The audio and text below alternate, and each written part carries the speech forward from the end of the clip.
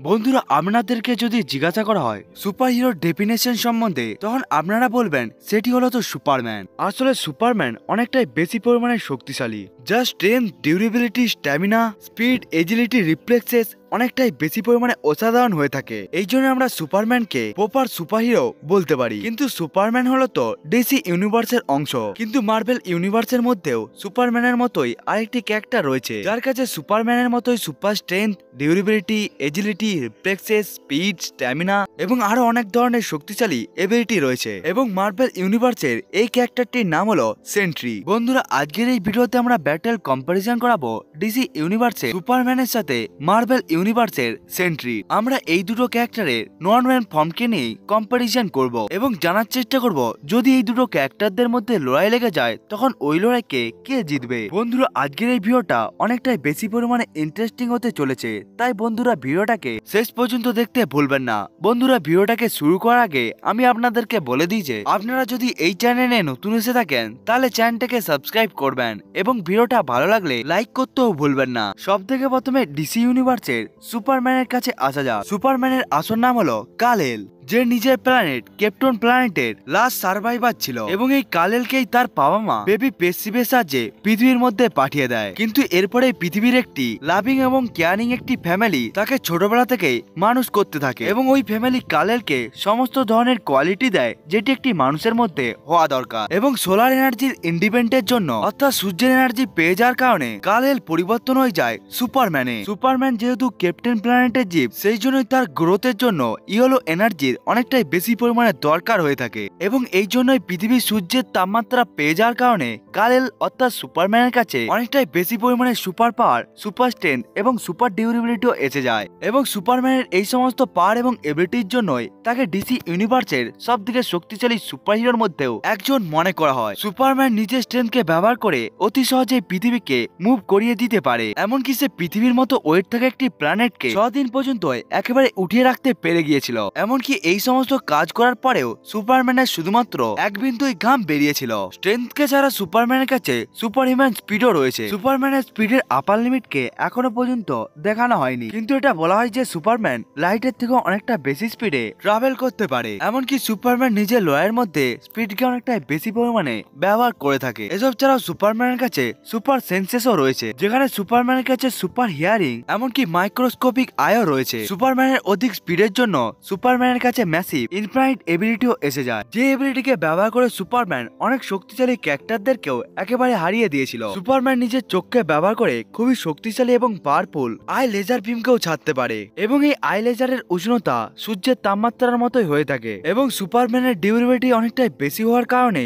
সে dark side এমনকি ডুমসডের পাঞ্চগুলোকেও অতি সহজে সহ্য করে নিয়েছিল। এমনকি সুপারম্যানকে শুধুমাত্র ক্যাপ্টেন প্ল্যানেটের মধ্যে থাকা ক্যারেক্টারগুলোই তাকে হার্ট করতে পারে। এসব ছাড়াও সুপারম্যান সুপার স্পিডের সাহায্যে ফ্লাই করতেও পারে। এসব ছাড়াও সুপারম্যানের কাছে আরো অনেক ভিন্ন ধরনের পাওয়ার এবং এবিলিটি রয়েছে, যেমন freeze breath, solar flare, invulnerability and heat vision এবং এক্স রে ভিশন। ব্যাটম্যান নিজে সুপারম্যানকে সমস্ত ধরনের মার্শাল আর্টকে শিখিয়েছিল, এমনকি সুপারম্যানের ইন্টেলিজেন্সও অনেকটাই বেশি হয়ে থাকে। সুপারম্যান পাওয়ারফুল হওয়ার সাথে সাথে সে অনেকটাই বেশি পরিমাণে ইন্টেলিজেন্টও হয়ে থাকে। সেটির প্রমাণকে আমরা ডিসি কমিকের মধ্যে অনেকবারই দেখতে পেয়ে গিয়েছিলাম, যেখানে সুপারম্যান বিভিন্ন ধরনের ইনস্ট্রুমেন্ট এবং বিভিন্ন শক্তিশালী স্যুটকেও বানিয়েছিল সে নিজের জন্য।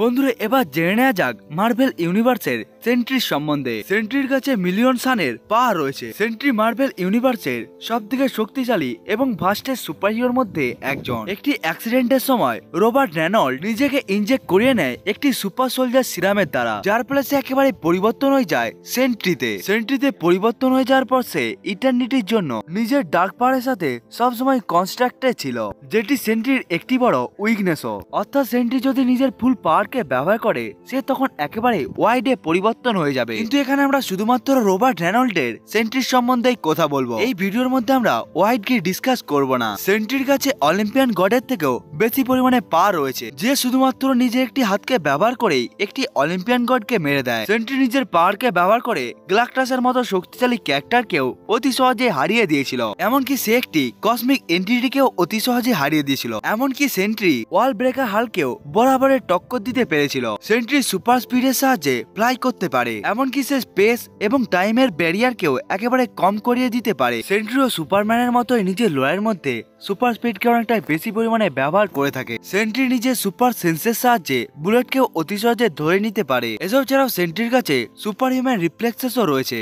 সেন্ট্রির কাছে কোনো ধরনের ফিজিক্যাল উইকনেস তো নেই, কিন্তু সেন্ট্রি মেন্টালি এবং ইমোশনালি অনেকটাই বেশি পরিমাণে আনস্টেবল হয়ে থাকে এবং এটি সেন্ট্রির একটি বড় উইকনেস, কারণ সে ইমোশনালি এবং মেন্টালি পুরোভাবে স্টেবল থাকতে পারে না। সেন্ট্রি অতি সহজে যে কোনো ধরনের অবজেক্টকে পেস আউটও করতে পারে, এমনকি সে যে কোনো জায়গার মধ্যেও একেবারে ইনভিজিবল হয়ে যেতে পারে। সেন্ট্রি আসলে খুবই বেশি পরিমাণে শক্তিশালী একটি টেলিপ্যাথ হয়ে থাকে, যে এবিলিটিকে ব্যবহার করে পুরো পৃথিবীর মধ্যে থাকা মানুষের মন থেকে তাকে অতি সহজে মুছে দিয়েছিল। এসব ছাড়াও সেন্ট্রির কাছে আর অনেক ধরনের পাওয়ারফুল এবিলিটি রয়েছে, যেমন সেফ শিফটিং এবং রেডিয়েশনকে প্রডিউস করা। এবং সেন্ট্রি ইমোশনাল ফেজে পরিবর্তন হয়ে যাওয়ার পর সে মৃত জীবকে একেবারে জীবন্ত করে দিতে পারে। সেন্ট্রির কাছে মলিকুল ম্যানিপুলেশনেরও এবিলিটি রয়েছে, এমনকি সেন্ট্রির কাছে এক্সিলারেটেড হিলিং ফ্যাক্টরও রয়েছে, যার কারণে সেন্ট্রি একটি ইমমর্টাল বিংয়েও পরিবর্তন হয়ে যায়, অর্থাৎ সেন্ট্রিকে কখনোই মারাই যাবে না। সেন্ট্রি এবং সুপারম্যানের অরিজিন, পাওয়ার এবং এবিলিটিকে জেনে নেওয়ার পর এবার এই দুটো ক্যারেক্টারের ব্যাটেল কম্পারিজনের কাছে আসা যাক। বন্ধুরা, আমি আপনাদেরকে প্রথমেই বলে দিই যে এই ভার্সাস ব্যাটেলের মধ্যে আমরা ক্যাপ্টনকে ব্যবহার করব না, কারণ এই ব্যাটেল কম্পারিজনের মধ্যে যদি আমরা ক্যাপ্টনাইন মেটালকে ব্যবহার করি তাহলে সেন্ট্রি কয়েক সেকেন্ডের মধ্যে সুপারম্যানকে হারিয়ে দিতে পারবে। আমরা সবাই জানি সুপারম্যানের উইকনেস হলো ক্যাপ্টনাইট, কিন্তু এই ভিডিওর মধ্যে আমরা সুপারম্যানের এই উইকনেসকে নিয়ে কথা বলবো না। আমরা শুধুমাত্র এই দুটো ক্যারেক্টারের পাওয়ারকে নিয়ে কম্পারিজন করব এবং পাওয়ার কম্পারিজনকে দেখে আমরা জানার চেষ্টা করব এই দুটো ক্যারেক্টারের মধ্যে কে বেশি পরিমাণে শক্তিশালী বলে। যদি ফিটসের কথা বলা হয় তখন সুপারম্যানের কাছে সেন্ট্রির থেকে বেশি পাওয়ারফুল ফিটস রয়েছে, এবং এটা এই জন্যই সেন্ট্রি মার্ভেল ইউনিভার্সের খুবই নতুন একটি ক্যারেক্টার। অন্যদিকে সুপারম্যান সবথেকে প্রথম সুপারহিরোদের মধ্যে একজন, যার ফলে ফিটসকে নিয়ে কম্পারিজন করা অনেকটাই বেশি পরিমাণে বোকামি হবে। এবার আসা যাক স্ট্রেংথ এবং স্পিডের কাছে।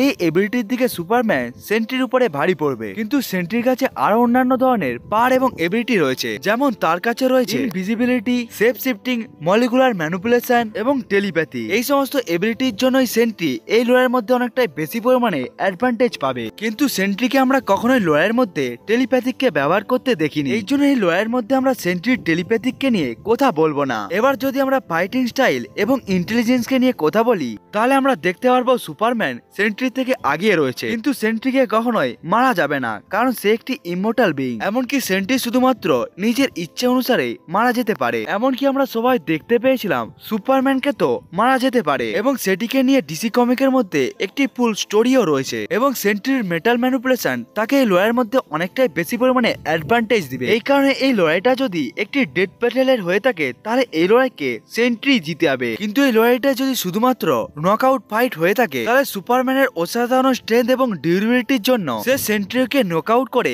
এই লড়াইকে জিতে যেতে পারবে। কারণ আমরা মার্ভেল কমিকের মধ্যে দেখেছিলাম সেন্ট্রিকে তো নকআউট করা যেতে পারে যখন সে হাল্কের সাথে লড়াই করেছিল। এই জন্য যদি নকআউট লড়াইয়ের কথা বলা হয় থাকে তখন ওই লড়াইকে সুপারম্যান জিতবে, এবং যদি ওই লড়াইটি ডেথ ব্যাটেলের হয়ে থাকে তখন ওই লড়াইকে সেন্ট্রি জিতে যাবে। বন্ধুরা, এটা তো ছিল আমার ওপিনিয়ন, আপনার কি মনে হয় কমেন্ট করে বলতে ভুলবেন না। বন্ধুরা, আজকের এই ভিডিওটা এতটা পর্যন্তই, দেখা হচ্ছে অন্য একটি ভিডিওতে, ততক্ষণের জন্য বাই বাই।